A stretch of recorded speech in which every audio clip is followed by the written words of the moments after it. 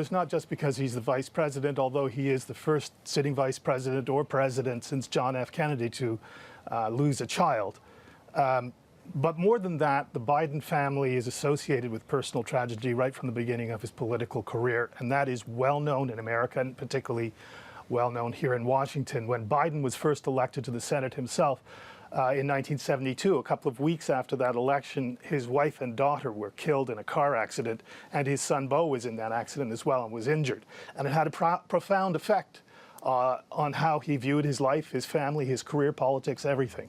And he's a very sharing person, and he's talked about that story all of his political career.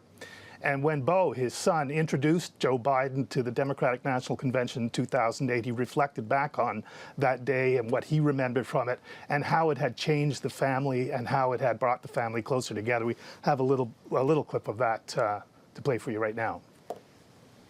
I was just short of 4 years old. One of my earliest memories was being in that hospital. My dad always at our side. We, my brother and I, not the Senate, were all that he cared about. And that is true.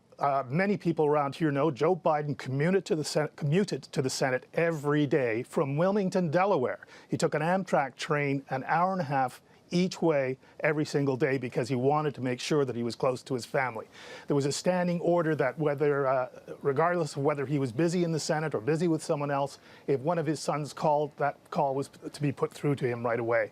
And so Joe Biden shared all of these stories, very personal stories, for a lot of his political career, and he talked about his personal tragedy and he talked about grief. He had a habit of speaking on Memorial Day to the Tragedy Assistance Program for Survivors, and we have a little bit of what he said to that group in 2012 about what it's like to lose a loved one, particularly if it's a child, particularly if you are predeceased by one of your children. Here's a bit of that. What happens is that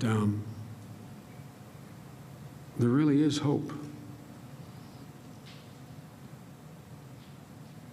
The ache in the back never goes away,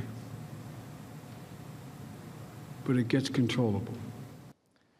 And so, Andrew, to a remarkable degree, we do have a pretty good idea of what Joe Biden is going through today with the loss of yet another child. Although he never expected to have to go through it, he's done a lot of thinking about how to deal with it, what it means, and how to reconcile himself with it.